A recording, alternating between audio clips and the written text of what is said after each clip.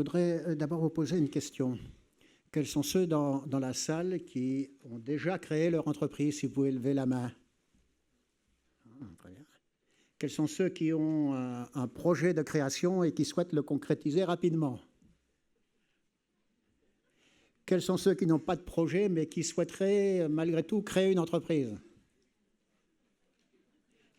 Bon. Quels sont ceux qui se sont trompés de salle? Bon, je crois que vous allez partir assez rapidement parce qu'il va falloir accrocher vos ceintures dans la mesure où cette séance va être dense, elle va se dérouler en 3 étapes. Je vais essayer de vous parler de facteurs clés de réussite pendant une vingtaine de minutes. Ensuite, nous avons la chance d'avoir dans cette salle deux merveilleux créateurs d'entreprises qui ont une très grande expérience. Il s'agit de Dan Sarfati, qui est le président de Biadéo, et de Loïc Ferry, qui a créé Chenavaré. Entre parenthèses, Loïc est le patron du Football Club de Lorient, qu'il a racheté il y a quelques années. Je vous signale que Lorient a battu Monaco il y a 15 jours et Bordeaux la semaine dernière. Bon, vous voyez, les choses ne se présentent pas trop mal. Alors, je vais vous parler de facteurs clés de réussite. Alors, ça va aller très, très vite. Habituellement, je le fais en 1 heure. Et là, je vais essayer de le faire en 20 minutes. Alors, ça, ce n'est pas ce qu'il faut. Et on va appeler le responsable de la vidéo. Sinon, voilà, c'est bon. Mais ça, c'est la dernière. Hein? Oui, ça commence bien. Non, ça ne va pas. Alors, attendez.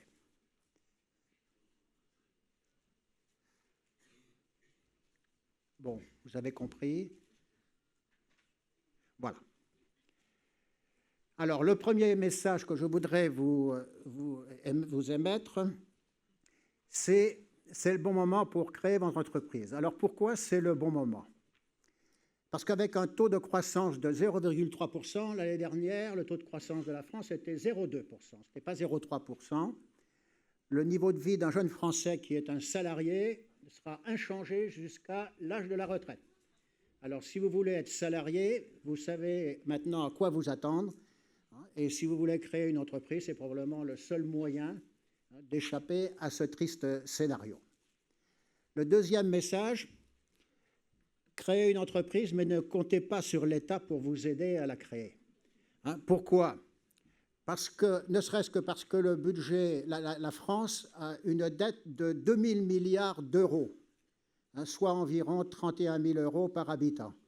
Les intérêts de cette dette, aujourd'hui, c'est 46 milliards par an, mais également, il faut rembourser 120 milliards par an. Vous faites le calcul, ça voudrait dire que le budget de la France devrait être excédentaire de 120 plus 46 milliards. Vous avez compris? Ça fait 166 milliards. Or, le budget de la France est déficitaire de 76 milliards. Et dans ces 76 milliards, vous avez les 46 milliards d'intérêts. Donc, conclusion, l'État ne peut pas payer les intérêts de sa dette et encore moins rembourser le capital. Alors, comment s'en sort-il? Eh bien, il va s'en sortir en empruntant cette année 196 milliards de plus pour amortir la dette, 120 milliards, et puis combler son déficit de 76 milliards. Alors, l'État, que faisait-il avant la création de l'Union européenne? Il se tournait vers la Banque de France qui créait de la monnaie, qui créait du papier, de la monnaie. Ça veut dire que c'est l'ensemble des Français dont les revenus étaient fixes, c'est-à-dire salariés et retraités, qui payaient la dette par l'inflation. Aujourd'hui, ce n'est plus possible. L'État n'a plus le droit de se tourner vers la Banque de France. Et l'État, ça c'est le traité de Lisbonne, ne peut pas emprunter auprès de la BCE. La BCE n'a pas le droit de prêter aux États, elle ne peut prêter qu'aux banques. Le résultat, c'est que l'État doit emprunter sur le marché financier. Sur le marché financier, qu'est-ce que c'est que ça?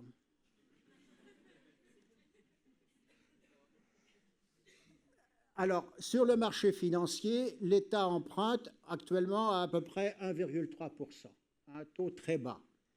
Si le taux augmente de 1%, il doit emprunter à peu près 200 milliards. 1%, ça veut dire 2 milliards d'intérêts supplémentaires par an. Si le taux augmente de 2%, c'est environ 4 milliards, soit 20 milliards sur 20 ans. Donc l'État, il est mal. Bon. Il est mal aussi par le manque de compétitivité de nos entreprises.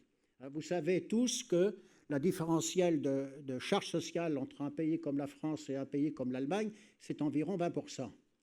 Une des raisons pour lesquelles il y a un tel différentiel, c'est qu'en Allemagne, les charges sociales sont réparties également entre les salariés et les entreprises, alors que chez nous, c'est plutôt 25-75. Imaginez ce que feraient les Français si on leur demandait de payer la moitié des charges sociales, 50%. Ils descendraient dans la rue, tous. Donc ça, c'est un problème supplémentaire. Bref, si vous voulez, l'État aura des difficultés pour faire face au remboursement de sa dette, il aura des difficultés à cause des charges sociales et il aura des difficultés pour indemniser les chômeurs. Donc ça ira mal dans notre pays. Une raison supplémentaire pour laquelle vous avez intérêt à créer votre propre entreprise. Alors, si j'arrive à trouver... Donc, fort heureusement, si vous voulez, votre credo, ça c'est mon troisième message, c'est dans les difficultés qu'il existe le plus d'opportunités. Pourquoi? Parce que c'est quand ça va mal qu'il y a moins de concurrents créateurs d'entreprises. Et par ailleurs, si vous regardez ce qui se passe dans notre tissu économique, et notamment au niveau des PME françaises, eh bien vous trouverez des PME performantes dans les secteurs les plus touchés par la crise, y compris dans des secteurs comme le bâtiment. Alors, pourquoi sont-elles performantes? Mais regardons d'abord ensemble la structure des entreprises françaises. Alors, certainement, vous ne voyez rien du tout au fond de la salle, mais sachez que nous avons environ 3,4 millions d'entreprises dans le secteur marchand. Sur les 3,4 millions, les TPE, c'est-à-dire les entreprises qui ont 0 à 9 salariés, représentent 3,2 millions.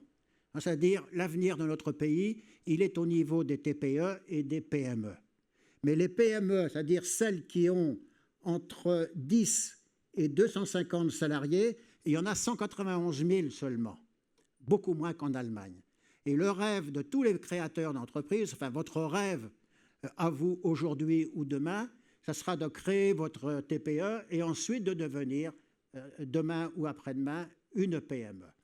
Et ces PME-là, la plupart sont en difficulté aujourd'hui, et notamment à cause des coûts sociaux, mais vous en avez qui sont très performantes. Alors, pourquoi sont-elles performantes? Eh bien, les raisons dont je vais vous parler, c'est peut-être les raisons pour lesquelles vous pouvez espérer, vous éclater demain dans la création d'entreprises.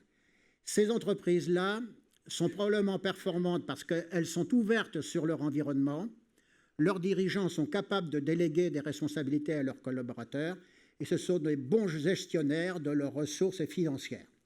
Et en plus, si vous voulez, c'est peut-être probablement le plus important, eh bien, leurs dirigeants savent où ils rêvent d'aller. On va en reparler.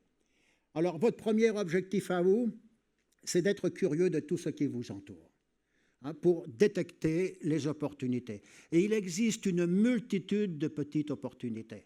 Si vous savez percevoir les besoins qui sont non satisfaits ou mal satisfaits de vos clients potentiels, vous trouverez plein de petites opportunités et voire des opportunités qui demain seront des opportunités à fort potentiel. Il n'y a pas que dans le domaine des start-up technologiques qu'il y a des opportunités. Il y en a beaucoup plus dans les métiers que vous côtoyez pour satisfaire les gens que vous côtoyez. Donc, c'est votre capacité à écouter, c'est votre capacité à regarder ce qui passe autour de vous qui fera que demain, vous trouverez une idée de création d'entreprise ou des idées supplémentaires de création d'entreprise. Malheureusement, beaucoup ne savent pas écouter parce que lorsque vous écoutez quelqu'un, vous êtes peut-être tenté d'analyser les informations que vous recevez. Et à partir du moment où vous analysez l'information que vous recevez, eh bien vous rejetez spontanément ce que vous n'avez pas envie de percevoir, car ça ne correspond pas aux idées préconçues que vous avez sur le sujet ou parce que ça heurte vos préjugés. Il faut que... Je ne suis pas responsable. Il faut que vous vous mettiez en état de réceptivité et ce salon est une opportunité pour vous entraîner. Laissez venir à vous les informations sans les analyser et vous analysez après coup. Et c'est la même chose avec les dirigeants que vous rencontrerez qui ont plein d'idées et demain avec vos collaborateurs. Et s'il y a une qualité qui est commune à tous les grands dirigeants performants, il n'y en a probablement qu'une seule, c'est la capacité à écouter qu'ils ont développée. Souvenez-vous de cela. C'est un conseil psychologique qui ne sert pas à grand-chose, mais on ne sait jamais. Alors, rassurez-vous, je pense qu'à la fin de mon diaporama, j'aurai compris comment il fonctionne. Alors, votre deuxième objectif, ce n'est pas pour peut-être aujourd'hui, pour moi, du moins pour ceux qui n'ont pas encore créé, mais ce sera pour demain. Demain, lorsque vous aurez créé entreprise, vous serez submergé par 1000 difficultés quotidiennes. Et votre denrée rare, ce sera votre temps, votre disponibilité. Et si vous êtes noyé dans les difficultés quotidiennes, vous vous couperez de votre environnement. Et à ce moment-là, eh bien, il faudra vous reposer sur les collaborateurs que vous embaucherez. Et ces collaborateurs-là, pour les motiver, vous devrez leur déléguer le maximum de responsabilités. Et déléguer le maximum de responsabilités aux collaborateurs, c'est probablement l'obstacle, l'objectif le plus ambitieux auquel vous serez confrontés. Alors pourquoi, qu'est-ce qu'il fait ça ?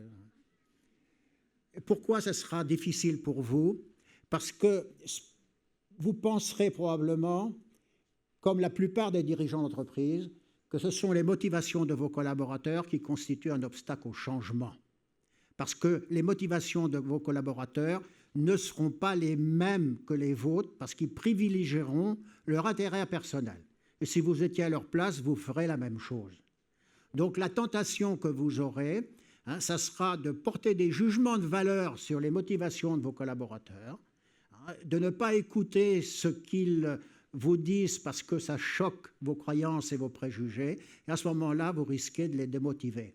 Et si vous les démotivez, vous ne bénéficierez pas de leur curiosité, de leur capacité à vous apporter des opportunités. Alors, en fait, c'est ça le principal obstacle à la délégation. Et pourquoi c'est un obstacle à la délégation ? Parce qu'il y a derrière peut-être le premier objectif auquel vous êtes confronté. La première difficulté à laquelle vous êtes confronté aujourd'hui, c'est peut-être que vous ne savez pas où vous rêvez d'aller. À partir du moment où vous n'avez pas un rêve pour dans 5 ans ou 10 ans, dire un rêve fou, eh bien, à ce moment-là, vous serez tenté de vous laisser guider par les événements en espérant inconsciemment que ces événements-là vous permettront de comprendre ce pourquoi vous travaillez dans la vie, vos qualités et surtout vos objectifs. Et ça ne se passe jamais comme ça. C'est à vous de réfléchir pour savoir quel serait votre rêve le plus fou à 5 ans ou à 10 ans. Parce que si vous savez où vous voulez aller, à ce moment-là, chez vos collaborateurs, vous verrez spontanément les qualités qui peuvent contribuer à la réalisation de vos projets. Au lieu de voir les défauts, parce que si vous voyez d'abord les défauts, automatiquement, vous les démotivez. Donc, si vous voulez, si nous résumons, vous avez intérêt dès maintenant à vous fixer, si vous créez une entreprise, à vous fixer un objectif de croissance pour votre entreprise. Alors, croissance de quoi? Est-ce la croissance du chiffre d'affaires? Est-ce que c'est la croissance des effectifs? Est-ce que c'est la croissance de la part de marché? Un objectif de rentabilité, parce que si vous n'êtes pas rentable, vous ne pourrez pas vous développer, vous ne pourrez pas faire de croissance. Et un objectif plus personnel, qui est peut-être le plus important. Quel est votre moteur si vous créez une entreprise? Est-ce que c'est un objectif de puissance? Est-ce que c'est par désir d'indépendance? Est-ce que parce que vous souhaitez concilier votre vie familiale et votre vie professionnelle. Bref, qu'est-ce qui vous rendrait heureux dans la vie, hein, et quel objectif dans ce domaine-là vous pourriez vous fixer à 5 ans ou à 10 ans.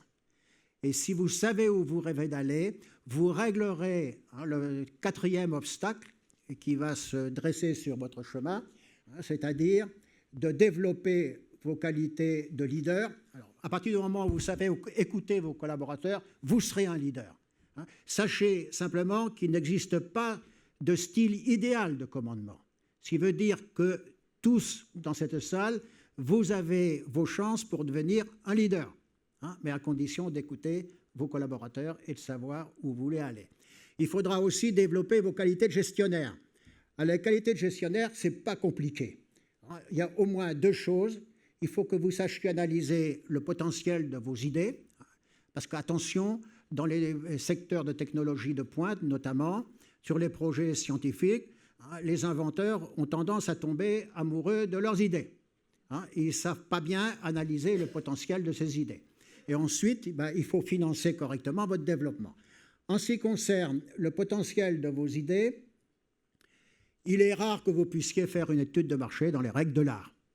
Et la plupart des créateurs qui font une étude de marché font dire à l'étude de marché ce qu'ils ont envie d'entendre, ce qui veut dire que ça ne sert à rien.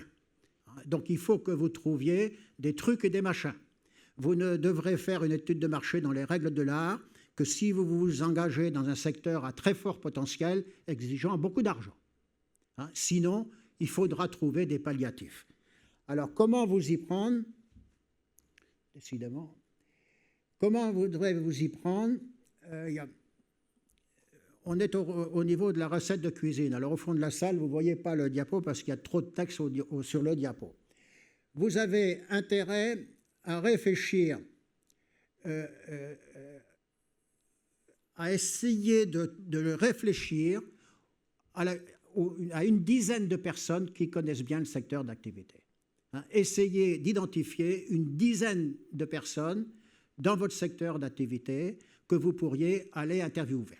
J'ai eu l'exemple d'un de mes anciens élèves qui avait créé un chantier naval de construction de voiliers, des quarter-tonners de compétition. Je pense que c'est un quarter-tonner, je crois que c'est la jauge du bateau.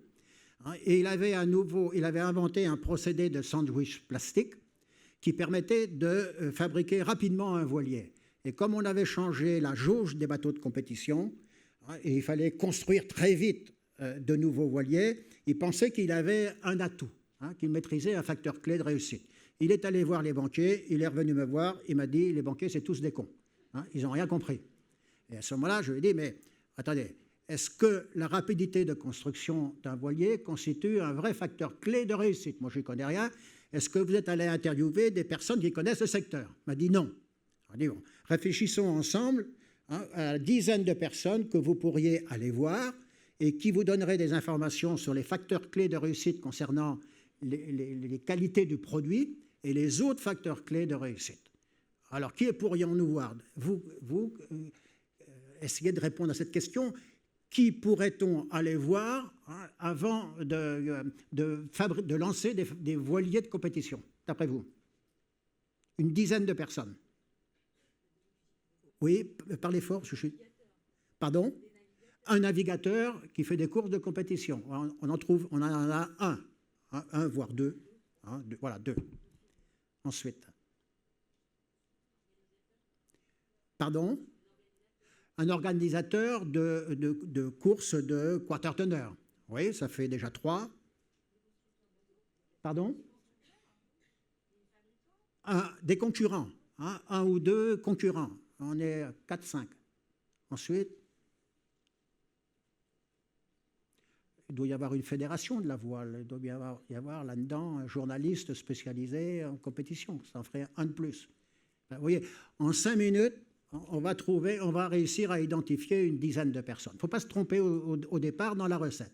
Et ensuite, vous irez voir ces personnes et vous essayerez de les interroger, vous les interviewerez pour essayer de connaître les facteurs clés de réussite concernant les qualités idéales du produit et les autres facteurs clés de réussite. Il faut faire attention, lorsque vous allez poser des questions, d'obtenir des réponses précises. Si on vous dit les qualités d'un voilier, il faudra vous dire, mais qu'est-ce que vous entendez par qualité? Si on vous dit la vitesse, on tient quelque chose. Si on vous dit la maniabilité, oui. Donc, vous allez essayer d'obtenir une dizaine de facteurs clés de réussite. Si tout le monde vous dit la vitesse du bateau et la maniabilité, vous êtes presque sûr de maîtriser les facteurs clés, de connaître les facteurs clés. Et à chaque fois qu'on vous indiquera un facteur clé de réussite, vous poserez une autre question.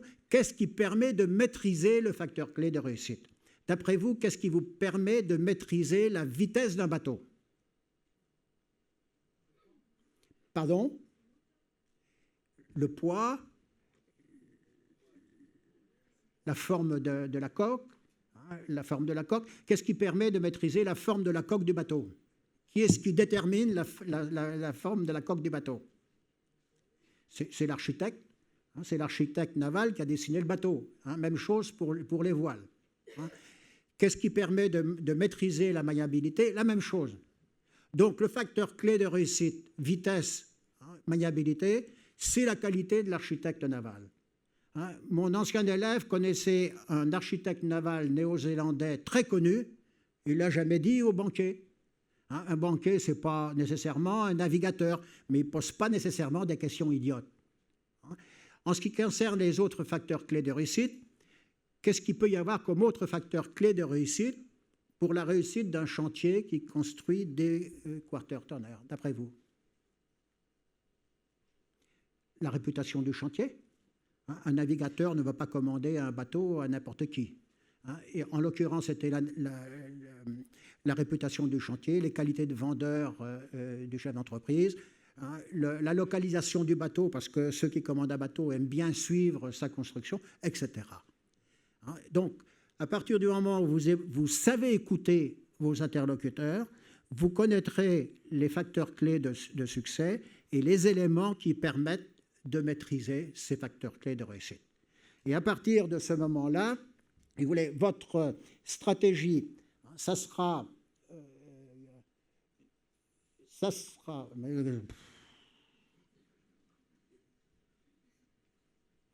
va sortir le machiniste.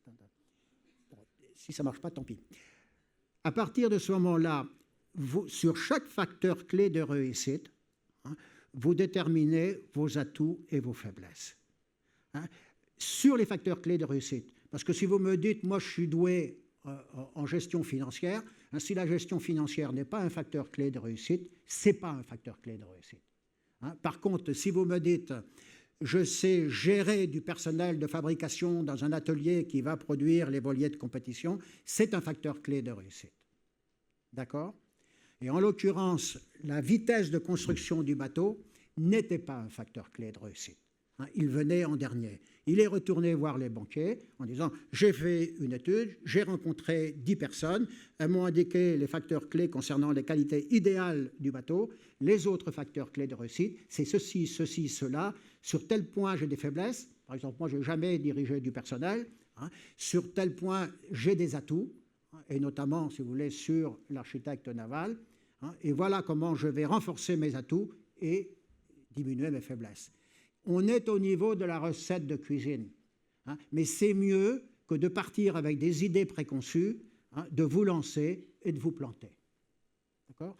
Encore une fois, la recette trouvera ses limites dans des secteurs totalement nouveaux, où vous ne trouverez pas des gens qui connaissent bien le secteur d'activité. Mais c'est rare. Okay ? Voilà en ce qui concerne l'analyse du potentiel de vos idées.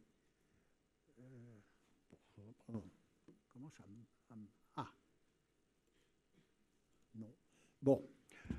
Autre, en matière de management, donc ça c'est le premier.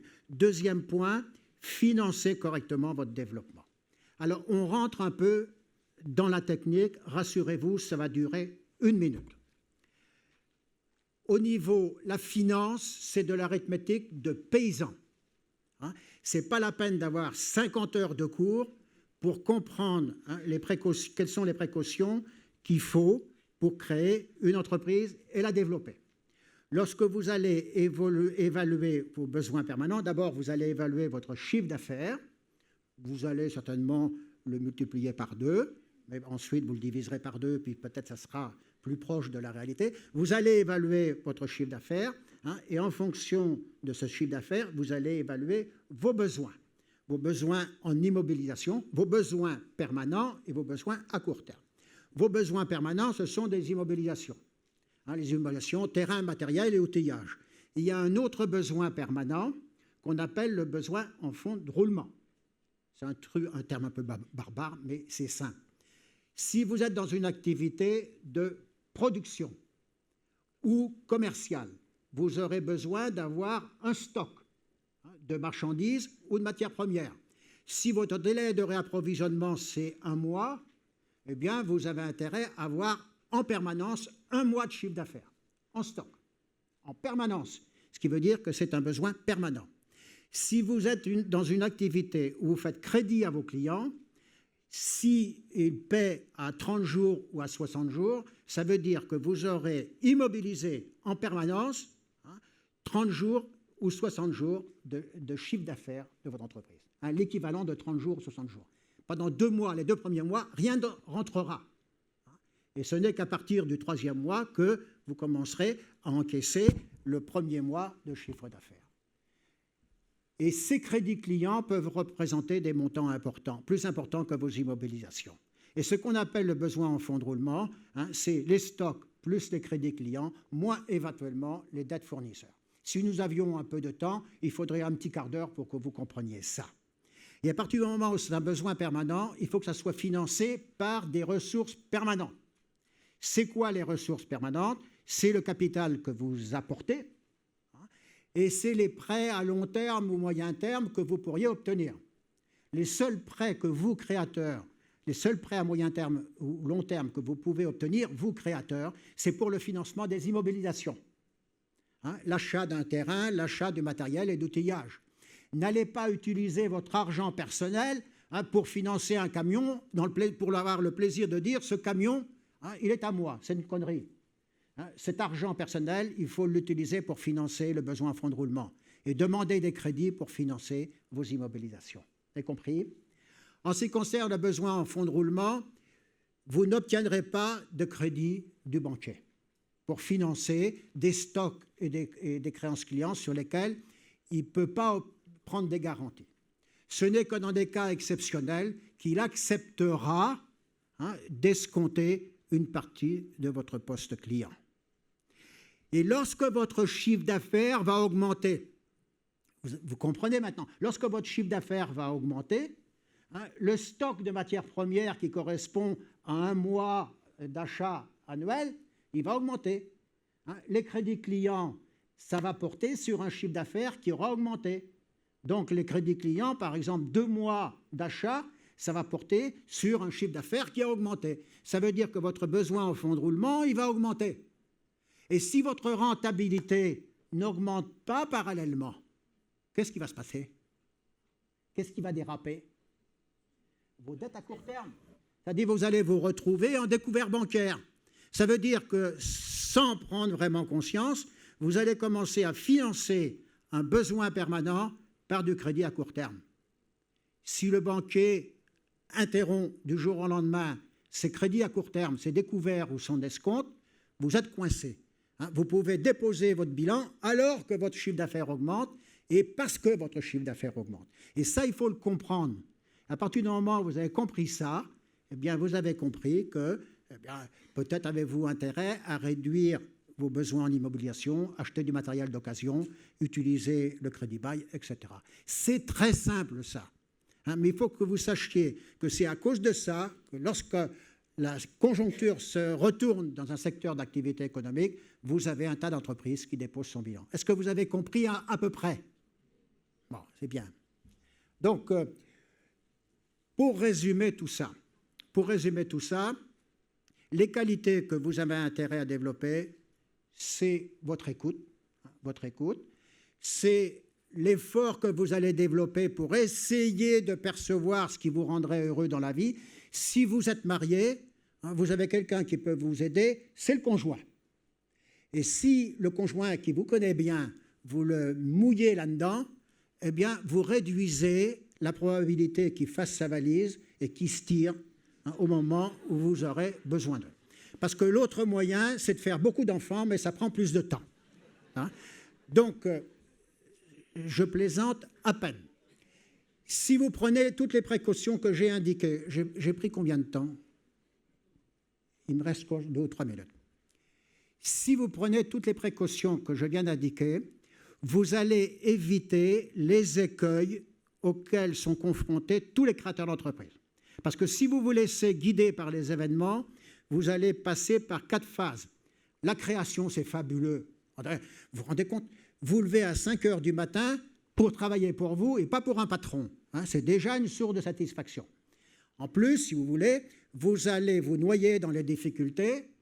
Ça, c'est dangereux parce que vous allez connaître la griserie et vous allez finir par penser que c'est parce que vous avez résolu 1000 difficultés quotidiennes que vous êtes un patron efficace ou une patronne efficace. En réalité, vous allez commencer par vous noyer dans 1000 difficultés quotidiennes et vous n'aurez plus le recul qui vous permettra de regarder ce qui se passe autour de vous. Et ça peut vous être fatal. Mais première phase d'enthousiasme. Deuxième phase, si vous n'êtes pas mort dans les 5 premières années, vous allez voir votre chiffre d'affaires augmenter parce que vous serrez tous les boulons. Ça va être une phase de croissance et d'euphorie. C'est durant cette phase-là que vous aurez les problèmes de financement de votre besoin en fonds de roulement. Parce que votre chiffre d'affaires va augmenter et puis vous allez commencer à avoir des difficultés avec vos comptes bancaires. Troisième phase, si vous n'êtes pas mort durant les 2 premières phases, vous allez rentrer dans une phase de confort et d'autosatisfaction. Vous allez commencer par bien gagner votre vie. Votre conjoint qui a dû vendre ses bijoux durant la 2e phase pour faire face à des incidents de paiement va commencer à fréquenter les meilleures boutiques de la ville en arborant avec ostentation ses nouveaux bijoux, son caniche. Je n'ai qu'une théorie que je laisserai dans les annales du management. C'est la taille du chien qui est inversement proportionnelle à la croissance du chiffre d'affaires. Donc la première phase, c'est un caniche normal. Ensuite, c'est un caniche nain. Et là, on est au caniche toy. Bon. Et c'est une phase durant laquelle votre structure sera un soleil en caoutchouc. Vous pratiquerez du management paternaliste parce que vous vous entourez de gens que vous aimez bien, qui vivront bien, parce que la fidélité au patron, en général, dans une PME, est largement récompensée, mais qui n'ont pas envie de prendre des responsabilités. Parce que de toute façon, c'est le chef qui fait tout. Et puis, vous allez commencer à vous fatiguer, vous allez arriver dans une phase d'engourdissement, où vous vous réveillerez le matin, non pas dans l'enthousiasme, mais vous aurez du mal à sortir du lit et vous vous tournerez alternativement vers le passé et vers le futur. Lorsque vous tournez vers le passé, vous serez heureux de ce que vous avez fait, et lorsque vous tournerez vers le futur, vous commencerez à vous demander qu'est-ce que je pourrais faire pour recréer mon entreprise. Et puis vous n'aurez plus la force de le faire. Et un jour, un jeune cadre dynamique arrivera sur votre marché et vous piquera 30% de votre clientèle et ça suffira pour vous emmener au dépôt de bilan. Ça peut être rapide, ça. C'est-à-dire, vous pouvez très bien ne pas avoir à attendre 20 ans pour suivre ce scénario. Ça peut se passer en 4 ou 5 ans. Donc, c'est au départ qu'il faut prendre un certain nombre de précautions.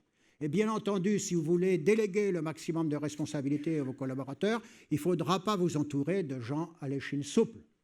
Il faudra vous entourer de gens qui ont envie de prendre des responsabilités et auxquels vous en donnerez effectivement.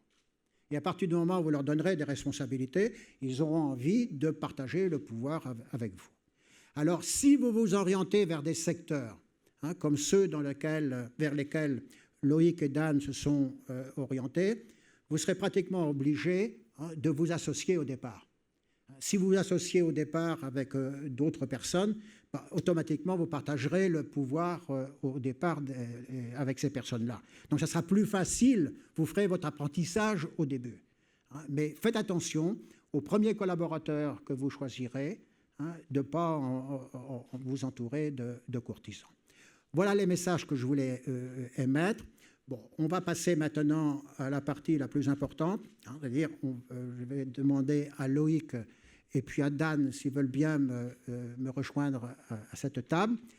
On va leur demander quels sont les facteurs clés de succès qu'ils ont, eux, identifiés grâce à leur expérience.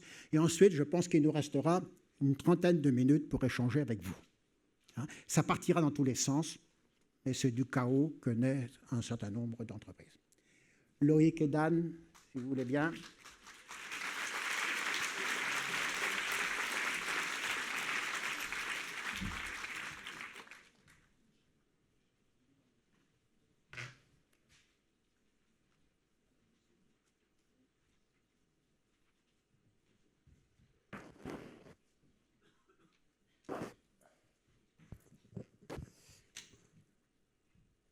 Alors, Loïc et Dan, si vous permettez, je vais essayer de résumer votre épopée avec un risque, c'est que je mélange l'histoire de Dan et l'histoire de Loïc, parce qu'ils ont une aventure, malgré des secteurs totalement différents, ils ont connu des joies et des soucis qui sont assez comparables. Alors, Loïc.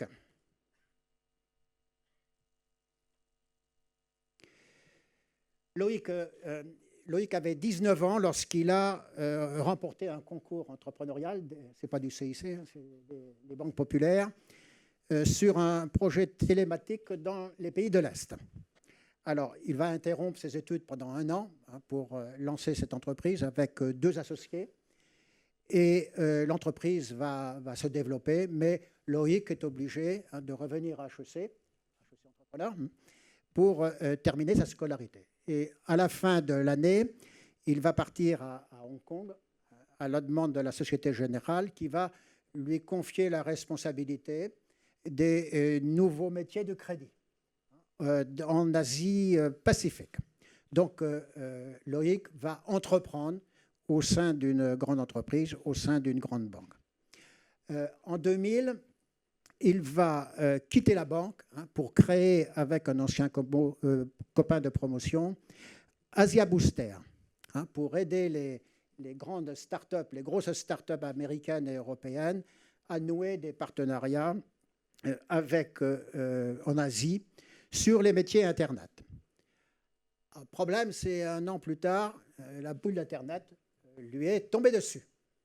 Et Asia Booster a trinqué, mais ça s'est bien passé parce qu'Asia Booster n'a pas déposé son bilan, mais l'épreuve a été rude pour Loïc. Il ne s'est pas découragé et il a tiré certainement beaucoup d'enseignements de ce qu'il a perçu à l'époque comme un échec.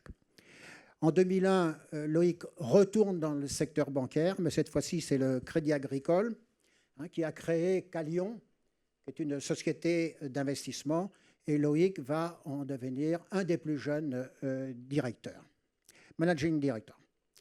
En 6 ans, l'effectif de son équipe va passer de 5 à 250 personnes. Problème, c'est en 2007, Loïc est obligé de partir parce que, pour des raisons techniques, un de ses traders a perdu 250 millions d'euros. Donc, il a servi de fusible et je crois que ça a été la chance de sa vie. Parce que la même année, en 2007, Loïc va créer chez Navari sa propre société d'investissement.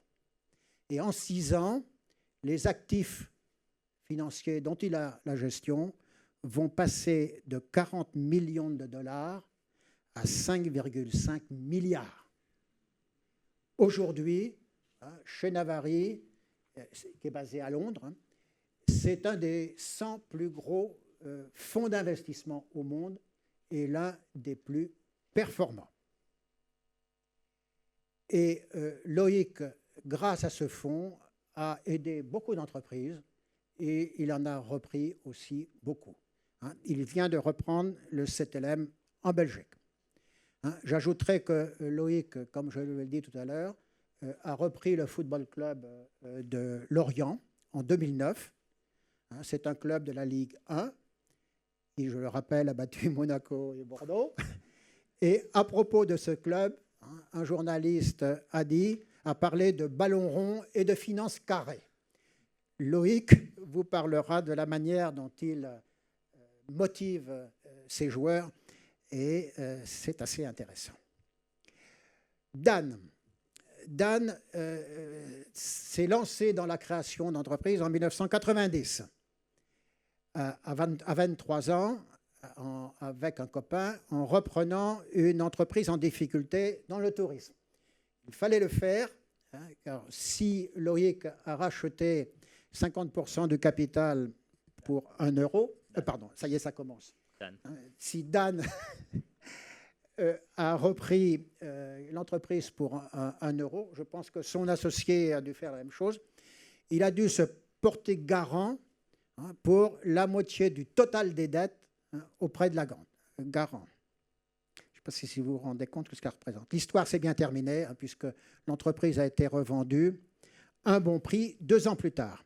En 1992, Dan crée alors une entreprise dans le secteur du textile. Il s'en souvient, car le premier conteneur qu'il a commandé en Asie a été volé. Le deuxième conteneur avait été commandé par un escroc. Malgré tout, il va réussir à indemniser les créanciers et l'entreprise sera revendue à son management. Mais là aussi, la leçon a été très dure. En 2000, avec un copain de promotion, Thierry Lulati, Dan va créer Agregator. Et Agregator, c'est un fonds d'investissement pour PME en croissance. Il a fait du capital risque, sans capital et sans risque. Alors, il faudra que vous lui posiez la question pour que vous sachiez exactement comment s'y est pris, mais ça a marché. En 2004, Dan va anticiper les nouvelles vagues Internet, celle du 2.0 et celle des développements des réseaux sociaux. Il crée alors Viaduc, une plateforme qui va favoriser l'interaction entre ses membres.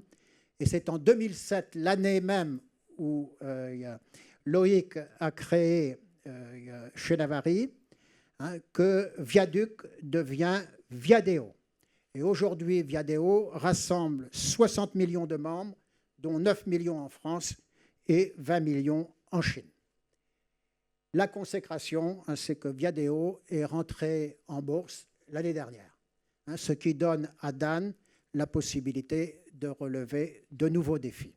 Alors, vous corrigerez les bêtises que j'ai racontées. Vous avez l'histoire de Dan et Loïc dans le document qui vous a été remis. Et maintenant, nous allons leur demander quels sont, selon eux, les facteurs clés de succès. Alors, Dan, vous m'avez dit que la curiosité et la capacité à apprendre étaient plus importantes que l'expérience et la connaissance d'un secteur. Et vous avez ajouté qu'on pouvait se lancer sans forcément connaître en profondeur l'industrie qu'on approche. Pourriez-vous développer cela? En fait, c'est le frein qu'on entend tous quand on est futur entrepreneur ou aspirant entrepreneur, c'est « mais tu connais rien à ce marché, toi ». Comment tu vas faire? Comment tu vas te lancer? Et moi, je me suis lancé, vous le disiez tout à l'heure, d'abord dans le tourisme. Vous connaissez, vous partez en vacances, c'est tout, comme vous. C'était des appareils dans lesquels on mettait 1 franc pour regarder le paysage, ce qu'on trouve sur enfin un peu partout dans les beaux sites de France. Et donc je connaissais strictement rien à la distribution, ça ressemblait un peu au modèle Photomaton. Je me souviens juste que c'est marrant, les appareils tombaient, donc ils étaient gérés par des dépanneurs locaux, et que ces appareils tombaient toujours en panne entre en gros le mois de juin et le mois de septembre. Et le reste du temps, ça marchait bien. Et voilà, donc j'y connaissais rien, j'ai appris, j'ai en profité pour visiter la France, j'ai découvert des sites fabuleux, mais je connaissais rien à ce métier. Et puis j'ai fini ça, je suis parti dans la distribution de vêtements, on a fait du retail, ensuite j'ai fait de la finance, puis j'ai fait de la techno. Et ce que je veux dire, c'est qu'il ne faut surtout pas se dire « je n'y connais rien, donc je ne peux pas y arriver ». Moi, je crois au contraire qu'à partir du moment, ce que disait Robert tout à l'heure, lorsque vous identifiez un besoin, lorsque vous identifiez quelque chose qui manque, le gars qui a lancé Uber, il ne connaissait rien au taxi, quoi. Il ne connaissait rien, mais il a identifié un secteur, Et ensuite, on apprend. On apprend en rencontrant des gens, on apprend en discutant, puis on apprend sur le tas. Et je pense que la curiosité, la capacité à écouter, la capacité à apprendre, c'est ça la clé, et ça vous ouvre la porte de tous les secteurs d'activité possibles et imaginables. Oui.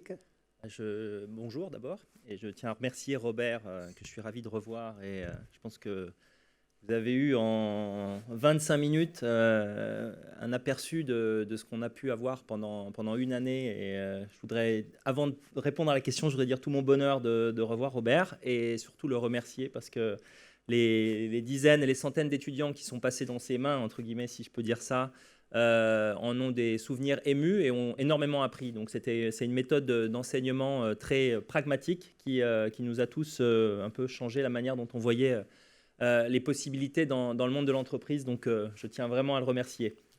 Je viens de tweeter que ça fait bizarre, 25 ans après, d'avoir son prof en face de soi. C'est exactement ce qui m'est arrivé. Donc, pour répondre à la question, je suis effectivement, d'ailleurs, tout frais sorti de l'école. Comme Robert l'a rappelé, je me suis frotté à 2 secteurs où, honnêtement, je n'y connaissais rien. Je ne sais pas si vous vous rappelez du Minitel, mais en gros, premier projet entrepreneurial, il s'agissait de monter un réseau télématique. Alors que le mur de l'Europe de l'Est venait de tomber, et ça devait être en 94. Et il s'agissait effectivement de mettre en place des réseaux Minitel pour je crois que c'était le 11 à l'époque, vous savez, les petits réseaux d'entreprises. Dans les différents pays d'Europe de l'Est, j'ai eu le bonheur d'accompagner un génial ingénieur polonais de 50 ans qui avait voulu s'entourer de jeunes fringants étudiants.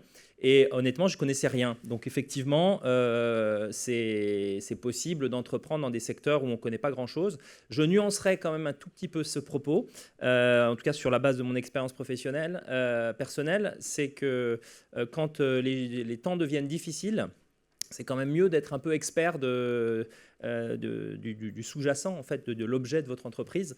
Et c'est vrai que quand le retournement en 2001 de la bulle Internet est venu nous toucher pour Asia Booster en Asie, effectivement, vous vous posez la question, est-ce que vraiment vous êtes passionné de ce que vous faites ? Est-ce que vraiment j'étais passionné des technologies et des systèmes de SMS pour aller les développer en Chine, et c'était pas forcément ce que je maîtrisais le mieux, et donc j'ai fait une sorte de petit bilan personnel en me disant bon, je vais retourner sur mon secteur de prédilection, et puis quand j'en ai eu l'opportunité, c'est à la 3e entreprise en fait que j'ai monté que nous avons rencontré ce qu'on peut appeler, je dirais, un développement. Après, la notion de succès est toute relative, et je pense que ça fait d'ailleurs partie des facteurs clés de succès, mais on y reviendra.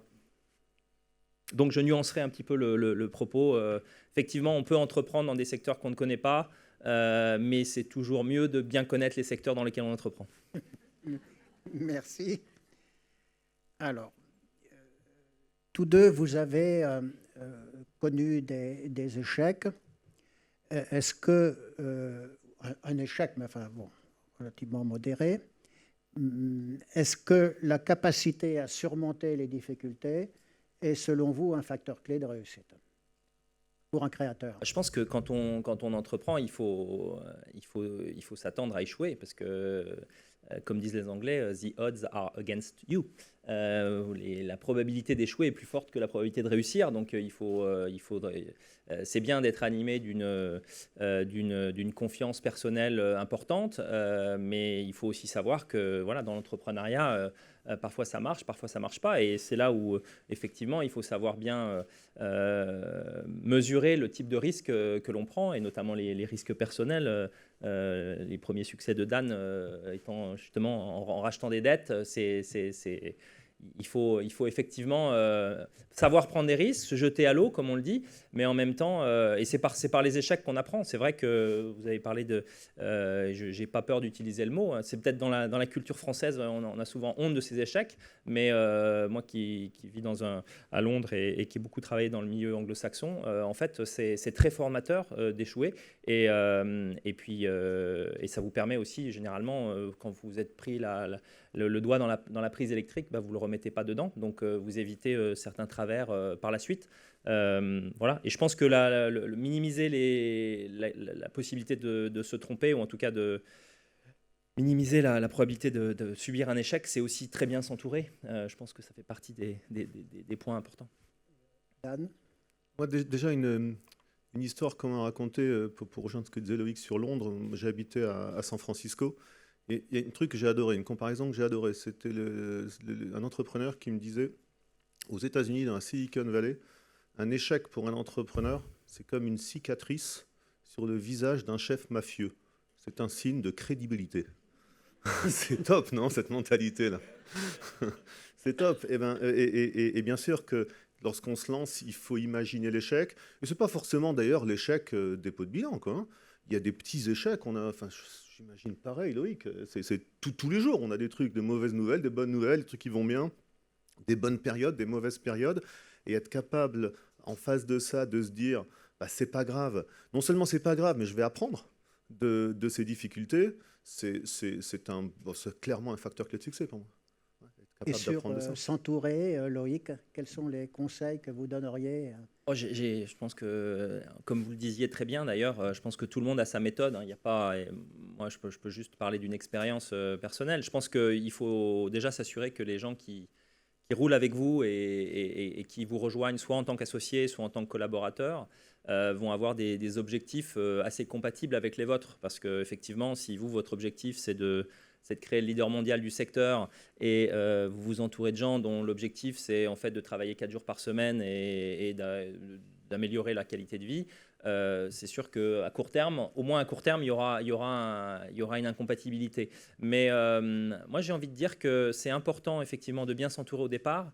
Et une petite anecdote personnelle, dans toutes les entreprises où j'ai été, généralement tous les ans, avec les collaborateurs clés ou les associés avec lesquels je travaille, on fait une sorte de petit rituel, c'est de se dire, bon ben voilà, si ça s'est bien développé, c'est qu'en gros, on est passé du niveau de la mer au camp de base, et on se dit, bon ben, l'année prochaine, on va au sommet de la montagne. On se rappelle que souvent, entre le camp de base et le sommet de la montagne, il y a un taux de faillite assez important. Je ne sais pas si vous savez, mais les 63 premiers qui ont voulu escalader l'Eiger, qui est une montagne des Alpes suisses ou autrichiennes, sont tous morts. Et aujourd'hui, le 64e a réussi, et aujourd'hui, les gens montent l'Eiger en 2 heures. Donc ça veut dire que tous les ans, en gros, se fixer de nouveaux objectifs et quelque part se réassocier ou de nouveau réembaucher ses collaborateurs. Ça ne veut pas dire toi je t'aime mais je ne veux plus travailler avec toi, et ainsi de suite. Mais en tout cas, s'assurer que tous les ans, tout le monde se réaligne sur les objectifs et puis quelque part reset l'ambition de l'année prochaine. Si vous avez surperformé, il y a des gens qui peuvent tomber dans une sorte de sentiment de complaisance. C'est un peu vous parliez d'entreprise en hypercroissance tout à l'heure. Quand vous êtes dans une entreprise en hypercroissance, les gens peuvent rapidement se satisfaire de cette espèce de petit succès et autres. Et en fait, il faut juste ramener le fait que non, le succès, c'est relatif. Ça peut vous échapper, et donc chaque année on se remet, on se remotive et ça c'est très important de trouver des gens qui, en tout cas pour moi, qui ont cet état d'esprit et cette capacité de se remettre en question en fait pour repartir. Voilà, on a fait un bon 100 mètres, bon ben on repart au départ de la course et puis on enchaîne à 400 mètres. Est-ce que vous appliquez ça au club de foot? Le club de foot, c'est un peu, déjà c'est assez différent parce que je suis pas au quotidien au club et j'anime pas une équipe de direction. Donc j'ai effectivement des contacts de temps à autre, et c'est vrai que le président peut avoir un impact sur les joueurs. Moi, j'essaye simplement qu'effectivement, il y a certains joueurs professionnels, c'est une fin en soi pour eux de jouer en Ligue 1.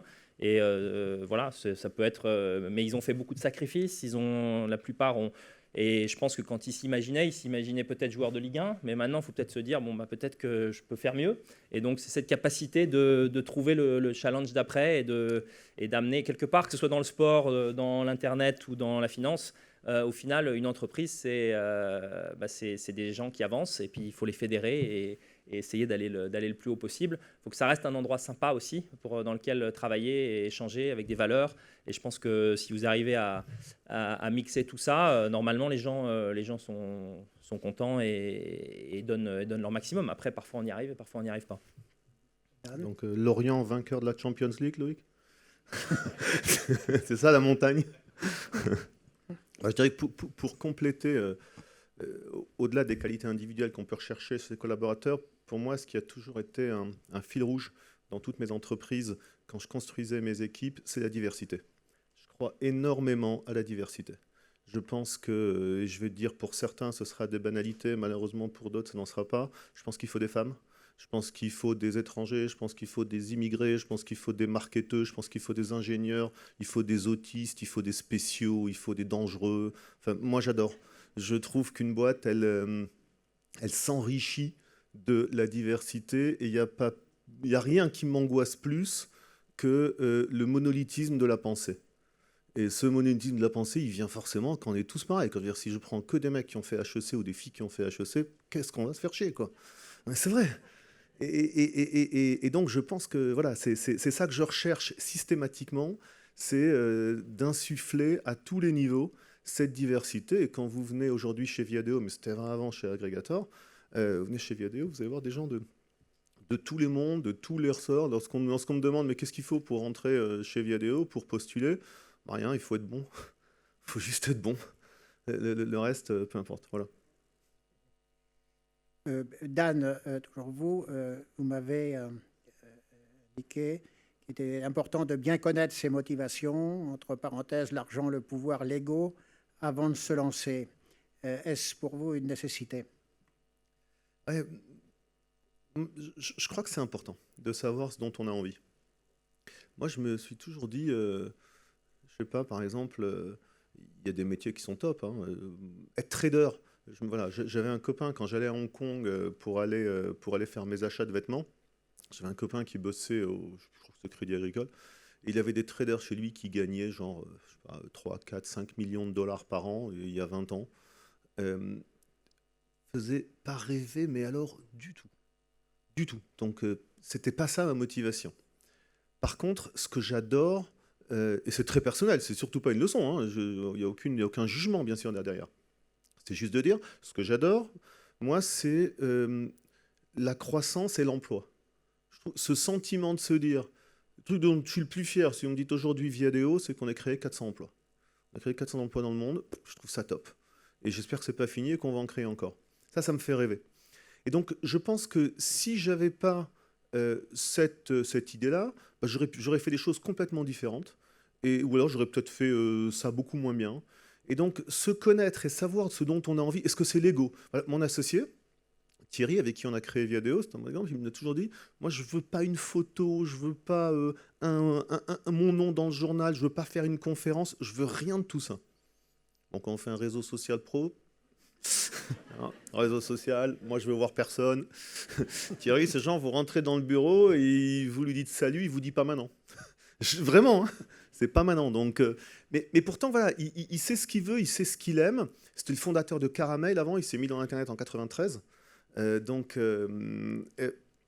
pense que c'est essentiel de savoir ce dont on a envie à titre perso. Loïc, tu parlais de passion tout à l'heure. Moi, je te rejoins complètement là-dessus.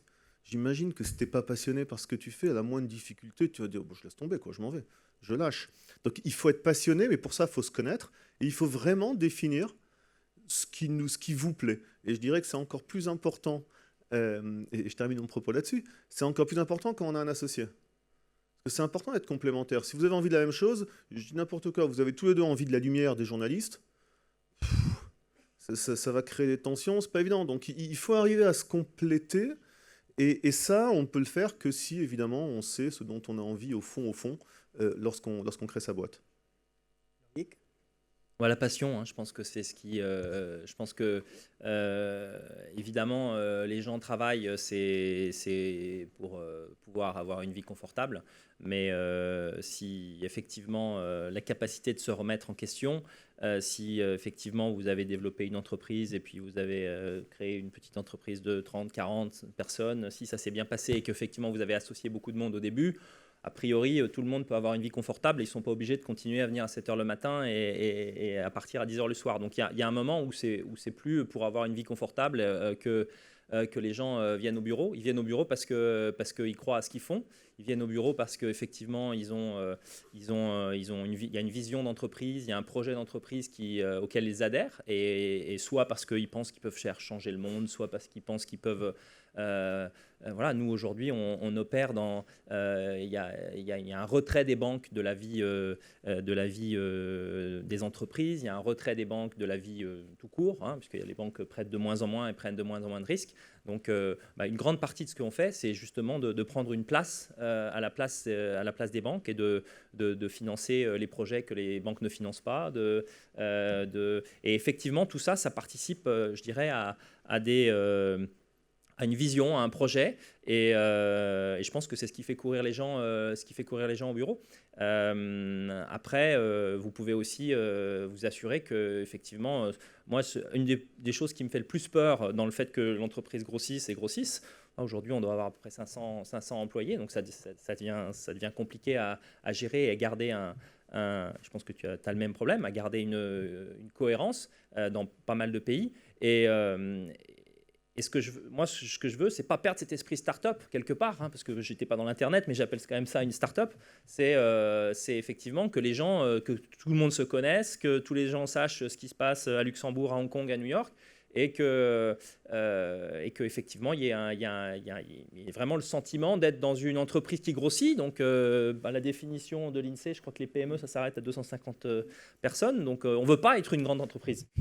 Je ne veux pas être une grande entreprise, on veut être une entreprise qui grossit, on veut être une entreprise en croissance, qui gère bien sa croissance, qui effectivement redistribue beaucoup et associe tout le monde, et prépare l'avenir aussi, parce que voilà, j'ai 40 ans, mais dans 10 ans j'en aurai 50 et il y en aura d'autres derrière, donc c'est aussi travailler, mais ça c'est plus tellement la problématique de création d'entreprise, c'est aussi derrière s'assurer qu'il y aura des relais. Vous parliez, Robert, de la délégation. Moi, c'est vrai que j'ai toujours fonctionné, et parfois à mes dépens, mais toujours fonctionné dans une relation d'hyper-confiance avec les collaborateurs, et donc de délégation très importante auprès des collaborateurs. Ça ne veut pas dire, ça ne vous empêche pas très souvent de rentrer vraiment très finement dans les détails de certains dossiers pour vérifier que les gens à qui vous déléguez effectivement, ne sont pas juste superficiellement à suivre, parce que vous pouvez superficiellement suivre si effectivement vous avez délégué, mais les gens à qui vous déléguez ne doivent pas superficiellement suivre. Mais si ça fonctionne, effectivement, pour le chef d'entreprise, pour celui qui anime le groupe et qui doit penser au coup d'après, ça laisse effectivement du temps de construire cette croissance. Et je pense que vous avez complètement raison, c'est cette capacité-là à déléguer qui est vraiment clé dans la capacité à faire grossir une entreprise. Une dernière question avant de passer la salle. Dan, vous avez parlé de l'entrepreneuriat comme un mode de vie et vous avez ajouté que l'économie de la demande allait tous nous rendre entrepreneurs. Qu'entendez-vous par cela ? C'est tous ces titres de journaux, la on-demand économie, l'ubérisation de l'économie. On est tous des freelances dans 20 ans, quoi. Tous des freelances ou tous des entrepreneurs.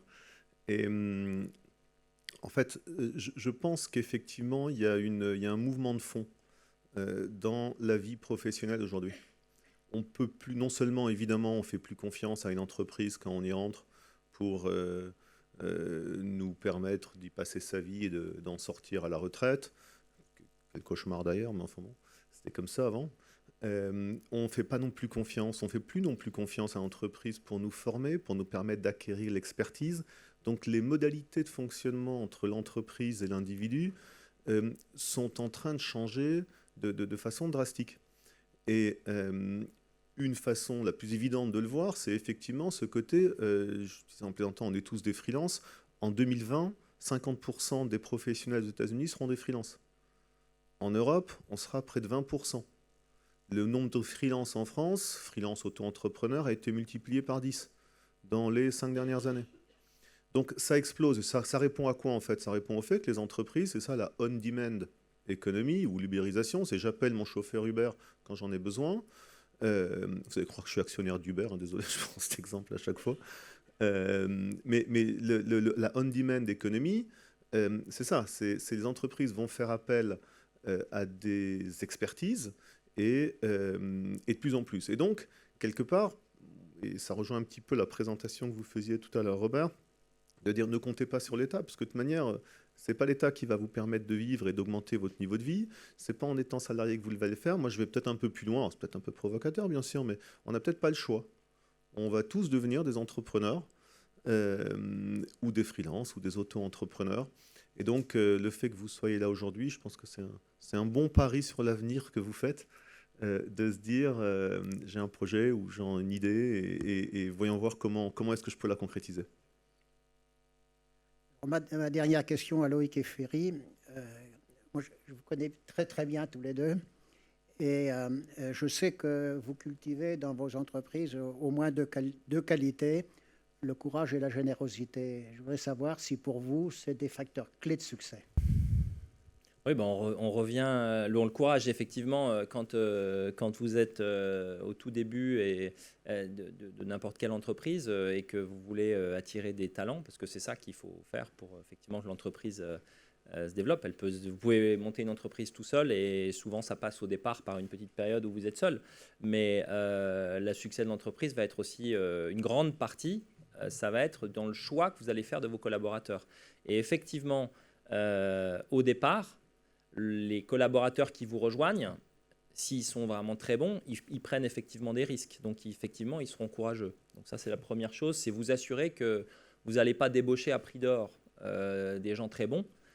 Vous allez convaincre des gens très bons de venir. Et c'est différent parce qu'il faut effectivement qu'il y ait une prise de risque dans les gens qui vous accompagnent. Ça, c'est le premier point.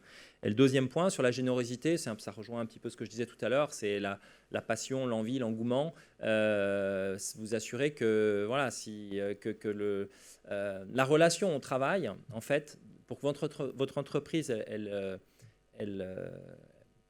vive bien, je pense que c'est important que tout le monde dans l'entreprise place la relation au travail, pas comme j'ai beaucoup de droits quand je vais travailler, mais comme j'ai beaucoup d'obligations vis-à-vis de l'employeur. Et l'employeur c'est faire en sorte que cette relation au travail évolue un tout petit peu. Ce qu'on peut voir dans les grandes entreprises où en fait les gens viennent et puis ils se disent bon ben voilà, je vais faire ça, je vais prendre mes RTT et ainsi de suite. Quelque part, vous devez faire en sorte que ça vienne de vos collaborateurs, cette envie de justement donner, d'être généreux par rapport à ça. Alors après, c'est à vous aussi de savoir les remercier, les encourager, les mettre en avant, les amener dans des meetings importants, et faire en sorte qu'ils grossissent avec l'entreprise. Et si effectivement ça se passe dans l'entreprise, ça va vite se savoir et ça sera encore plus facile pour vous d'attirer des talents et ainsi de suite. C'est vraiment de créer un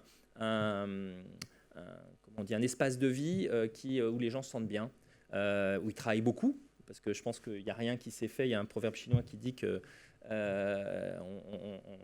parler ne fait pas cuire le riz, hein, donc c'est qu'il y a un moment, il faut quand même bosser, et on n'atteint rien sans beaucoup de travail, mais on peut faire beaucoup de travail, on peut donner beaucoup et en même temps être très content d'être dans cet environnement. Et c'est cet environnement-là qu'il faut créer dans votre entreprise. Non, parler ne fait pas cuire le riz, c'est sûr. Vous ne connaissez pas? Non, je trouve ça marrant. Moi, j'utilise beaucoup. Bon, nous allons passer la dernière étape, on est à peu près dans les temps. Vous avez entendu parler de Pierre Dac. Hein? Pierre Dac disait, si tu te retournes vers ton passé, ton avenir, tu l'as dans le dos. Alors, je préférais que vous posiez des questions aux personnes qui représentent le futur, c'est-à-dire à Loïc et Dan. Et les questions, c'est à vous maintenant de les poser. Alors, vous avez des micros de chaque côté. Je crois qu'il faudrait qu'on vous passe les micros pour que tout le monde puisse entendre les questions que vous allez poser, ou alors sinon, parlez très fort.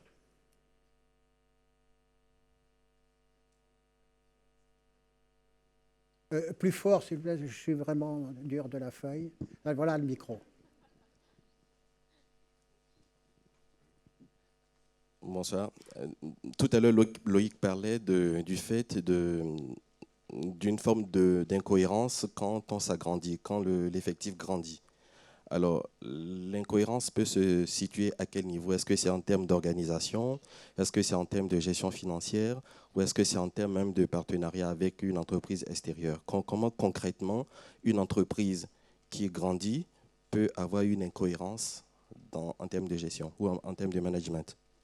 Je faisais surtout allusion en fait, la possible perte de cet esprit start-up, en fait, de cet esprit. Il faut pas. Déjà, pour grossir, il faut s'organiser. Donc, ça veut dire qu'il y a un moment. Au départ, je sais pas, vous allez avoir 15, 20, 25 salariés, vous allez tous les connaître, vous allez dire bonjour à tout le monde le matin et ainsi de suite. Puis au bout d'un moment, à 40, 50, si vous allez voir dire bonjour à tout le monde, bah ça devient plus difficile parce que vous passez déjà la moitié de votre journée à dire bonjour à tout le monde. Donc il y a un moment où il faut aussi accepter que, ça se prépare, mais il faut aussi accepter que vous mettez en place peut-être, voilà, tout le monde ne va pas vous reporter en direct. Il y a un moment où vous allez mettre des managers qui vont reporter et donc des gens qui vous reportaient en direct vont reporter à des managers et ainsi de suite. Donc il y avait tout un processus de structuration de votre entreprise. Et ce sur quoi je mettais le doigt, c'est dans cette phase d'évolution, essayer de préserver au maximum l'idée start-up. L'idée, on est tous ensemble et on y va tous ensemble. Et donc, il n'y en a pas qui sont les... Voilà, il y a des gens qui sont faits pour manager des équipes, il y en a qui sont des experts, il y en a qui vont aller, qui sont des vendeurs, il y en a qui vont réfléchir, il y en a qui seront à la programmation. Voilà, tout le monde a des qualités, des talents, et il faut juste s'assurer que quand vous organisez votre société, quand elle grossit, et ça n'a pas besoin passer de 2 à 15, c'est déjà beaucoup, et vous avez aussi une démarche de structuration, mais vous assurez tout le temps, vous posez la question tous les mois ou tous les 3 mois, est-ce que je me suis éloigné des gens? Est-ce que si je suis Pierre, Paul ou Jacques, je serai à sa place, toujours motivé pour travailler pour cette entreprise? Voilà, c'est ça que je voulais dire. Le sujet, c'est la culture d'entreprise. C'est-à-dire comment vous la maintenez. Chez Viadeo, très concrètement, on a 3 valeurs depuis le début. La transparence, l'esprit d'équipe et le fun at work. Loïc a raison, hein, quand on est 10 ou 5 ou 10 ou 15, c'est facile d'être transparent. Parce qu'on se voit tout le temps, on se parle tout le temps. Quand on est 100, 150, 200... La transparence, c'est beaucoup plus compliqué. Si vous avez travaillé dans des grandes boîtes, vous voyez très bien ce que je veux dire. C'est compliqué dans des plus grosses sociétés. Il y a des hiérarchies, il y a des filtres, il y a des interprétations. L'esprit d'équipe, pareil. Le fun at work, pareil. Donc, c'est comment maintenir, c'est un challenge énorme, comment maintenir cette culture d'entreprise qui a fait le succès de la boîte pour passer de 1 personne à 200. Et comment le maintenir ? Parce que c'est ça, un des facteurs clés de succès de votre entreprise, alors que vous êtes justement 200 et vous n'êtes plus 10. Autre question? Le micro arrive. Attendez, monsieur le... Oui, par rapport à votre club, Lorient a perdu contre Reims 4-1 il y a un mois, et vous êtes intervenu d'une manière assez vigoureuse sur les réseaux sociaux. D'ailleurs, vous l'avez regretté un petit peu. Comme par hasard, Lorient ne perd plus depuis un mois. Alors, est-ce que la colère est bonne conseillère en termes de management? Bon, c'est un peu décalé. Non, c'est un peu décalé. Et en fait, je pense qu'on ne peut pas comparer une entreprise...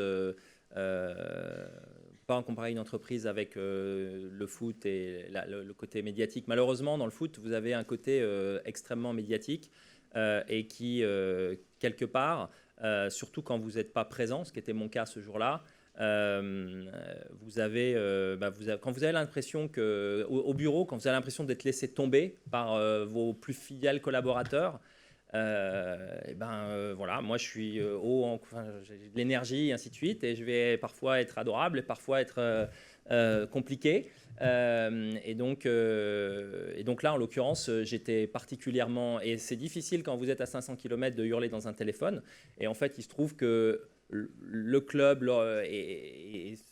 voilà, tous les clubs professionnels sont sur les réseaux sociaux, que les réseaux sociaux sont repris, et qu'effectivement, je n'interviens pas souvent, mais que ça a été un moment où, effectivement, dire que j'avais été laissé tomber, je ne sais plus les mots que j'ai utilisés. Et effectivement, je ne sais pas s'il y a une cause à effet, mais depuis, il y a eu effectivement un redressement. Je crois que le club est en tête du championnat sur les 5 dernières journées, donc ça arrive. Quand ça sourit, il faut prendre. Voilà. Alors, pour continuer sur une note d'humour avec M. Sarfati, moi, ce serait plutôt TPP. Transparence, polyvalence et professionnalisme. Donc, ce n'est pas PTT, par contre. C'est pas mal aussi. Question. Il nous reste encore 10 minutes. Après, on devra quitter la salle, donc profitez-en. Bonjour et pardon pour mon français, je ne parle pas bien, mais je voudrais savoir, s'il vous plaît, comment réussir d'argent. Est-ce que possible, avec un projet qui est au niveau des idées seulement, commencer? Et comment commencer? J'ai besoin de donner mon argent, ou c'est possible de trouver quelques investisseurs pour commencer mon entreprise? Est-ce que vous entendez? Alors, j'y vais. Sur le côté, vous êtes en France? Vous lancez votre entreprise en France. Ben, très franchement, on est plutôt bien lotis pour ça, en France, pour aller chercher des investisseurs, ce qu'on appelle du seed money, hein, donc l'argent de départ. Évidemment, vous n'avez pas levé 10 millions d'euros sur une idée, mais on a souvent besoin de pas grand-chose. Ça peut être 50 000, 100 000, 200 000 euros. Et donc ce sont ce qu'on appelle des business angels, hein, qui sont des investisseurs souvent privés, qui sont intéressés pour ça. Et il y a plein de structures qui permettent de faire ça. Des 50 partners, c'est des gars qui sont très bien, mais vous allez sur le web, vous tapez sur Google, Business Angel France, et vous verrez qu'il y a plein de choses. Il y a aussi, bon là je contredis un petit peu ce qu'on a dit tout à l'heure, il y a aussi l'État, indirectement, avec la BPI, qui est très active sur ce secteur-là. Moi, je les aime bien, la BPI, ils sont actionnaires chez nous, mais ils interviennent, donc ouais, j'ai pas le choix, c'est ça. Mais je les aime bien vraiment. Et ils démarrent vraiment avec des montants de 50 000, 100 000, 200 000 euros et plein de formes. Ça peut être du capital, ça peut être des prêts sans intérêt non garantis. Donc, c'est pas si compliqué que ça, à partir du moment où votre projet tient la route, d'aller chercher des investisseurs en France pour vous aider à démarrer. Je dirais que même la phase d'après reste toujours bien. Une fois qu'on a commencé à grandir, qu'on a besoin de lever un peu plus d'argent, ça se complique quand vous devenez déjà une grosse entreprise, relativement grosse, et qu'il faut aller chercher des 20, 30, 40, 50 millions. Mais bon, à la limite, je suppose que vous avez le temps pour ça. Mais sur cette phase-là, il y a tout ce qu'il faut ici. Moi, je pense que tu as bien répondu. Je n'ai pas grand-chose à rajouter. Bonjour, j'ai une question concernant le business plan, le business model. Quels conseils vous pourriez nous donner pour avoir un bon business plan? Parce qu'on entend beaucoup de choses, même on entend parfois que c'est pas forcément l'idée, en fait, le fait que l'idée soit bonne, c'est comment on va présenter le business plan, comment vendre un peu du rêve. Qu'est-ce que vous pourriez nous conseiller pour un bon business plan? Quelles seraient les clés, en fait, pour pouvoir convaincre, que ce soit des organismes ou des banques? C'est peut-être pas la réponse que vous allez vouloir entendre, mais moi, j'ai un de mes échecs, nombreux échecs, a été la création de Asia Booster en Asie, qui venait accélérer le développement justement de sociétés technologiques matures, donc qui a priori étaient soit déjà en bourse ou qui avaient fait qui s'étaient bien développées et qui voulaient répondre alors au modèle économique de l'époque, qui était il fallait être mondial, donc il fallait aller partout et il fallait notamment conquérir l'Asie. Donc moi, notre business plan, c'était on va vous aider, on a une équipe de 25 personnes, des gens très très bien, on a des accès à des capitaux en Asie et autres. Et en fait, on s'aperçoit que au final, pour moi, ce qui compte, c'est la crédibilité de ce que vous faites, plus que la manière, que ce que vous allez écrire autour de ça. Une très bonne idée mal écrite, peut-être que ça ne marchera pas. Mais ça a plus de chances de fonctionner, une très bonne idée mal écrite, qu'une mauvaise idée bien écrite. Parce que la mauvaise idée bien écrite, elle sera peut-être financée, mais vous allez rapidement vous planter. Alors que la bonne idée mal écrite, vous aurez peut-être plus de mal à le financer, mais vous allez y arriver. Donc, je suis désolé, ce n'est pas une réponse... Non, et je dirais que... Je pense quand même que, Loïc, tu utilises le mot-clé, c'est la crédibilité. en fait, de ce que vous faites. Les banquiers, les investisseurs, bon, et là c'est ton métier, donc tu connais ça bien, mais je pense que ce qu'on regarde, moi, quand Aggregator, ce fonds de capital sans risque, on passait notre temps à rencontrer des startups et à regarder des business plans. On faisait ça toute la journée, on valorisait des boîtes, on regardait. La réalité, c'est que les entrepreneurs, comme on disait toujours en interne, mais ils fument celui-là, quoi. Mais tous, ils fument. Je veux dire, c'est obligé.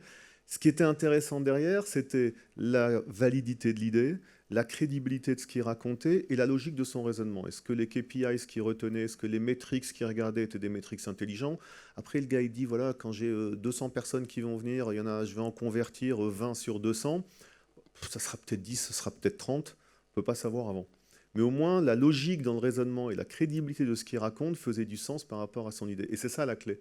Vous ne prenez pas trop la tête sur l'emballage, ni sur la vérité de vos chiffres, tant que sur la manière dont vous l'avez construit et la crédibilité de ce que vous racontez. C'est-à-dire qu'il faut que ce soit crédible. Il ne faut pas qu'on puisse vous dire « Non mais c'est n'importe quoi ». S'il y a 200 personnes qui rentrent dans un magasin, dans votre business plan, et il y a 200 personnes qui vont acheter quelque chose, vous n'êtes pas crédible.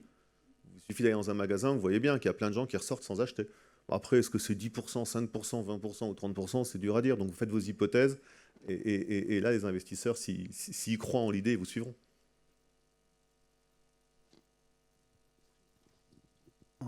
Encore deux questions.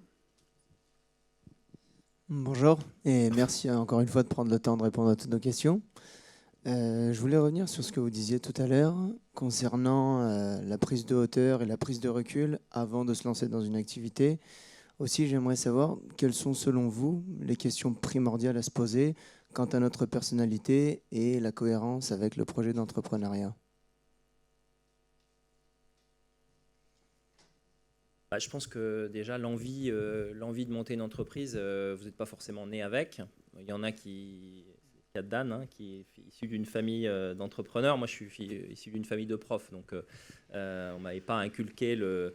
voilà. Donc, c'est un environnement dans lequel vous avez grandi et vous sentez que vous êtes fait pour ça. Soit c'est quelque chose, vous allez faire des rencontres, vous allez avoir des gens qui vont vous ouvrir les yeux, ou simplement, vous allez vite vous rendre compte que vous n'êtes pas complètement à l'aise dans une grande entreprise et que vous avez envie d'être chez vous. Donc, je pense qu'on mettait le doigt sur si vous êtes seul, à la limite, si vous avez identifié qu'est-ce qui vous motive dans le fait de monter une entreprise. Est-ce que vous pensez que vous allez gagner beaucoup plus d'argent? Est-ce que vous pensez que vous allez aller au bureau en traînant moins les pieds? Est-ce que je sais pas, vous allez rencontrer des gens que vous ne rencontreriez pas si vous étiez dans une entreprise, et ainsi de suite. Donc, qu'est-ce qui vous motive à créer cette entreprise? Et après, dans un deuxième temps, surtout, là, je pense que c'est encore plus important parce que généralement, les motivations personnelles, on est capable de les isoler. C'est quand vous avez commencé à embaucher des gens ou à vous associer avec des gens encore plus.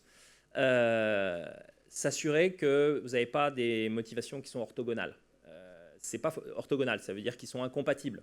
Ce que je disais tout à l'heure, il y en a un qui veut travailler 3 jours par semaine et l'autre qui veut être champion du monde.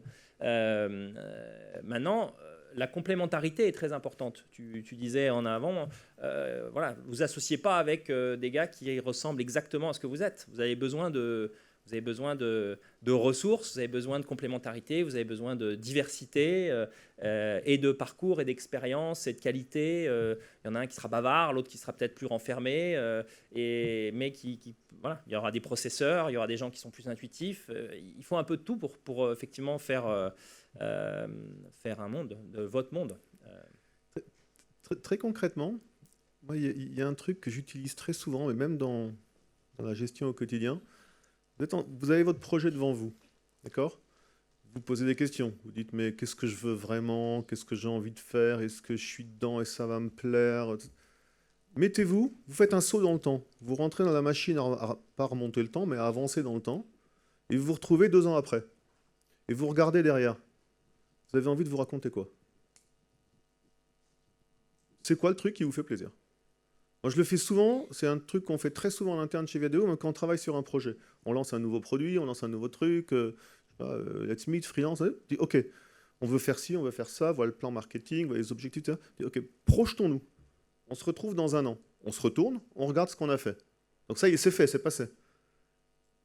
Qu'est-ce que j'ai envie d'avoir fait pour être bien? Et pour me dire, top, ça c'est super. Bah, faites-le avec votre projet. Ouais, ça marche pas mal. Merci beaucoup. L'avant-dernière question, parce qu'il y en a une. On arrive. Bonjour, François Bellet, fondateur de l'agence de publicité La Boîte à Gifles. J'ai une question qui est très précise. Vous avez évoqué à plusieurs reprises, d'ailleurs tous les trois, la déficience en fait, actuelle et d'ailleurs très prégnante de l'État. Ma question est simple, c'est... Sauf la BPI. Hein. Vous qui avez tout réussi dans une séquence de crise, est-ce que vous considérez aujourd'hui comme des hommes politiques modernes, c'est-à-dire qui agissent sur la société et véritablement sur la société? Voilà. Je n'ai pas compris la question. Est-ce qu'on se considère Est-ce que vous nous-mêmes considérez comme des hommes politiques modernes, au sens grec du terme, c'est-à-dire celui qui agit sur la société, puisqu'aujourd'hui vous avez un discours assez galvanisateur. Je pense que les gens vont ressortir ici avec beaucoup d'idées, beaucoup d'espoir aussi, et peut-être que c'est vous en fait la relève, ou en tout cas l'homme politique moderne. En fait, c'est ma question et j'aimerais bien que vous puissiez vous répondre. D'ailleurs, tous les trois. Hein. Voilà, merci. Ouais, c'est le...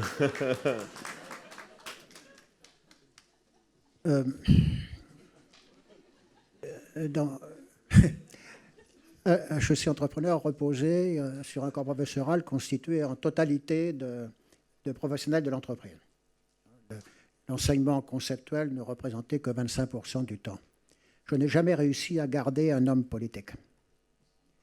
Probablement parce que ils ont une telle obsession d'être réélus qu'ils ne...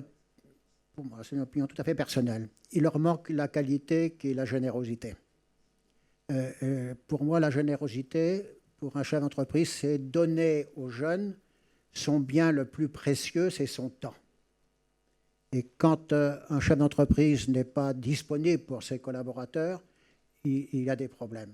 Et quand j'ai impliqué, moi, des hommes politiques, j'ai eu des problèmes, quel que soit leur bord. Et je pense que c'est un problème de la société française. Hein. La politique est devenue un métier, et à partir du moment où l'objectif c'est d'être réélu, on ne prend pas de risques. Je ne sais pas si j'ai répondu. Il y a des hommes qui sont très intelligents, hein, mais dans notre système à nous, l'objectif n'était pas de cultiver l'intelligence logico-mathématique. C'était de former des managers et des leaders, c'est-à-dire des hommes et des femmes capables de mobiliser leurs collaborateurs, mobiliser durablement. Moi, je prends bien le mot politique dans le sens que vous évoquez, parce que si je ne le prends pas au sens moderne du terme, je le prends au sens grec du terme, absolument, parce qu'au sens moderne du terme, je vous dirais, non, pas du tout. Je ne veux pas de ça. Au sens agir sur la société, ça me parle. En tout cas, moi, personnellement, ce que vous dites, ça me parle beaucoup, parce que je pense que l'entrepreneur, forcément, a un impact sur la société directement avec, bien sûr, l'emploi, mais indirectement avec l'éducation, la formation, la transmission. Une thématique que j'adore, moi si je dois vous donner un secret, ma prochaine boîte, c'est dans l'entrepreneuriat social. Je trouve ça formidable de pouvoir en même temps mesurer l'impact business de ce que je fais et en même temps se dire, mais il y a aussi un impact sociétal, que ce soit, peu importe, hein, l'environnement, l'énergie, l'éducation, peu importe.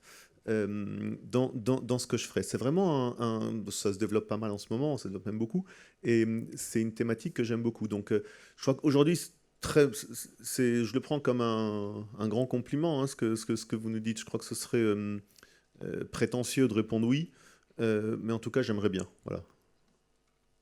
J'ai un peu le même sentiment. Je répondrai à deux niveaux. Le premier, c'est que le chef d'entreprise, il est...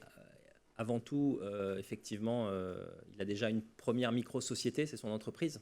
Donc déjà, avant de... dans ce que fait votre entreprise, enfin, pour moi, c'est important qu'effectivement l'entreprise, que ce qu'on fasse, ait un impact. Donc la création d'emplois, le financement de projets, le financement d'entreprises qui n'arrivent pas à se financer, le sauvetage d'entreprises en difficulté, et ainsi de suite. Ça fait partie... c'est évidemment qu'on travaille pour des investisseurs, donc on le fait aussi dans des conditions où on pense que c'est bon pour les investisseurs, mais ça a un vrai impact. Quand je pense le nombre d'entreprises qu'on a sauvées, le nombre d'entreprises qu'on a développées, on a un impact sur la société. Maintenant, votre question au sens, encore une fois, au sens grec, la chose publique. La première chose publique, c'est votre espace de vie, les 100, 200, les 10, 20, 100, 500, 10 000 salariés ou collaborateurs que vous aurez autour de vous. Et déjà, assurez-vous qu'ils vous suivent. Et si effectivement, vous pouvez avoir un impact sur ces 10 000 et que vous apercevez qu'au fur et à mesure des entreprises dans lesquelles vous allez, vous pouvez avoir un impact, vous pouvez arriver à fédérer, bah effectivement, ça peut. Je pense qu'effectivement, les entrepreneurs peuvent avoir un rôle moteur dans la société. Alors après, je pense qu'il faut aller au-delà des clivages parce que encore une fois là, s'il n'y a aucune connotation politique, parce que moi je m'intéressais beaucoup à la politique, mais au fond de la politique. C'est-à-dire que je dois être un des rares fou qui habitait à Londres et qui, aux dernières présidentielles, a fait les meetings des quatre principaux candidats. Et Dieu sait qu'il y en a que j'aimais pas, mais j'ai été aux quatre meetings. Et tout ça pour dire que ce qui est important derrière, c'est le fond. Parce que je pense qu'on est des hommes d'action, on est des hommes de réflexion, de stratégie, de prise de risque, comme vous disiez. Effectivement, je partage le fait que les hommes politiques devraient être élus pour un mandat, un seul, parce que déjà, au moins, tout le monde ferait ce qu'il dit, plutôt que se faire élire sur un programme et puis après essayer de penser au prochain. Après, il y a des hommes formidables dans la politique. Il y a des gens qui seraient de formidables chefs d'entreprise, mais ils ont choisi une autre voie. Et je pense qu'il y a des chefs d'entreprise qui seraient de formidables hommes politiques. Encore une fois, hommes politiques au sens chose publique. On met ça en dehors de partis, on oublie les partis, on imagine que simplement faire les choses. Robert a fait une introduction en parlant de la dette de la France. Effectivement, moi je pense que la création d'entreprises, vous êtes tous dans cette salle parce que vous avez un intérêt pour la création d'entreprises ou l'entrepreneuriat. Je pense que la création d'entreprises, ça doit être une démarche positive. Mais c'est vrai qu'il y a aussi la peur. Moi, je ne veux pas stimuler la peur, mais ça fait plusieurs années que je dis qu'il y a un vrai souci, un vrai risque au niveau de la France. On dit que quand la dette publique passe les 100% du PIB, on ne peut plus en revenir. Et donc aujourd'hui, si on se projette, on est à 100% ou 97% et tous les ans, il y a des déficits.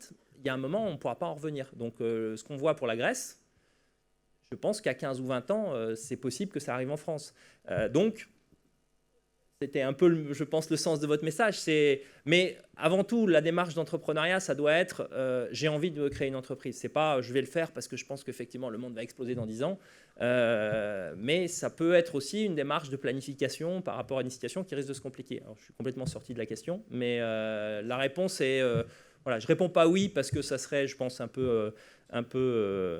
c'est pas, on n'est pas à notre place. Mais en tout cas, je pense qu'effectivement, il faut qu'il y ait des entrepreneurs qui aient envie d'avoir un impact sur la société. Il faut s'assurer qu'ils n'arbitrent pas la société, qu'ils soient là pour vraiment... et c'est pour ça que les valeurs, je pense qu'il n'y a pas beaucoup de fonds d'investissement qui, à l'entrée, à la réception, mettent en gros les valeurs. Et quand j'interviewe des gens que je veux recruter, première chose que je leur montre, c'est les 4 valeurs. Et voilà, passion, collectif, humilité, et puis effectivement la capacité à transformer, faire des choses. C'est un programme au niveau de la micro-société, l'entreprise. Avec les PTT, on est bon. Alors nous arrivons maintenant à l'issue du temps qui nous est imparti. Je voudrais donner la parole au fondateur du salon, Alain Bossetti, qui est notre complice. Et je voudrais adresser un grand merci à Dan et Loïc que nous avons eu la chance d'avoir aujourd'hui et qui ont lancé un message d'encouragement. Et on compte sur vous pour contribuer au développement de notre pays. Je vais intervenir 1 minute avec une anecdote de coulisses, une demande, puis une grosse demande après. L'anecdote de coulisses, et vous ne le savez pas, mais Loïc Ferry boit depuis tout à l'heure, et puis nos intervenants, de l'eau Jolival Paris Saint-Germain. Je vais vous expliquer pourquoi. Loïc, vous ne savez pas pourquoi. Vous avez remarqué ? Voilà, donc il va aller mieux en fait. En fait, Renaud Dutreil, l'ancien ministre des PME, intervient en conférence jeudi sur la reprise d'entreprise. Et Renaud Dutreil, après il a arrêté sa carrière politique en 2008, il est parti aux États-Unis prendre la présidence Nord-Amérique de LVMH. Il est revenu en France et maintenant il est entrepreneur. Il a racheté l'eau de source Jolival, qui est en Vendée. Et pour promouvoir sa marque, il a fait un partenariat avec le Paris Saint-Germain. Moi, je suis un supporter de l'OM. Donc j'ai dit à Renaud, René m'a dit, Alain, j'aimerais bien venir au salon intervenir, mais est-ce pour faire ce partenariat? Donc j'ai accepté pour qu'il vienne, et on verra si un jour Jolival fait un partenariat avec l'OM ou Lorient en plus. Bon. Donc, en tout cas, Loïc, merci d'avoir bu dans cette eau. Ça, c'était l'anecdote. Le deuxième point, c'est si vous aimez ce salon et ses conférences, n'hésitez pas à tweeter hashtag salon SME, n'hésitez pas à le dire sur les réseaux sociaux, dites-le. Je crois qu'il faut que vos camarades entrepreneurs le sachent. Et puis le dernier point surtout, à cette tribune, il y a deux grands entrepreneurs. Dan Serfati, qui est notre partenaire depuis 10 ans, et puis Loïc Ferry. Deux grands entrepreneurs, et c'est formidable qu'ils soient là. Il y a un très grand monsieur à cette tribune, un très très grand monsieur, c'est Robert Papin. Moi, je n'ai pas fait HEC, mais j'étais...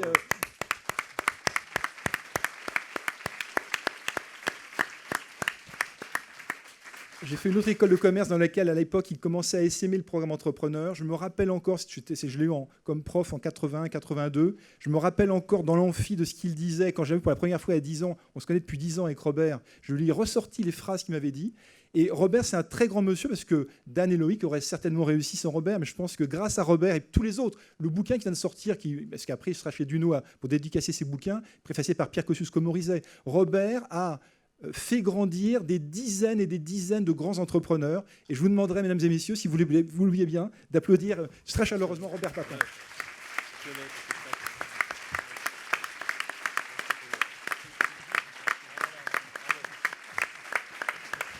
Il a fait beaucoup, beaucoup pour l'entrepreneuriat. Merci pour lui, bon salon, et puis à bientôt. Merci beaucoup.